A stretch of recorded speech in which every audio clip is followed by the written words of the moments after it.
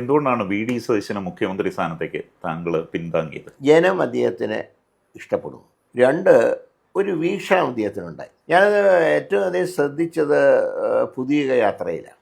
ഇത് ഏതാനും മാസം കഴിഞ്ഞാൽ ഞങ്ങൾ വരാൻ പോവാണ്. ഞങ്ങൾ ഇന്ന് എന്ന കാര്യങ്ങൾ ചെയ്യും.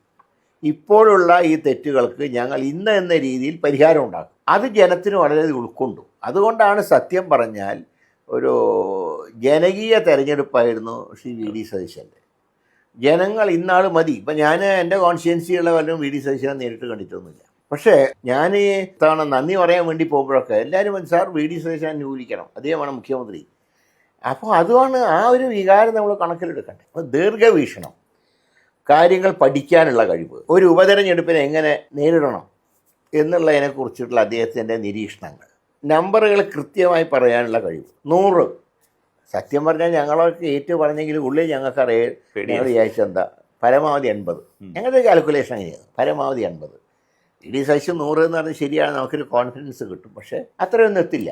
ഇലക്ട്രോണിക് വോട്ടിംഗ് അതും തുറക്കുന്നത് വരെ ആർക്കും 100 എന്ന് പറയാൻ കഴിയുമായിരുന്നില്ല. പക്ഷെ അത് ശക്തമായിട്ട് അദ്ദേഹം പറഞ്ഞെന്ന് മാത്രമല്ല, എനിക്കിതിൽ എത്തിക്കാൻ കഴിഞ്ഞില്ലെങ്കിൽ ഞാൻ നിർത്തിപ്പോവും.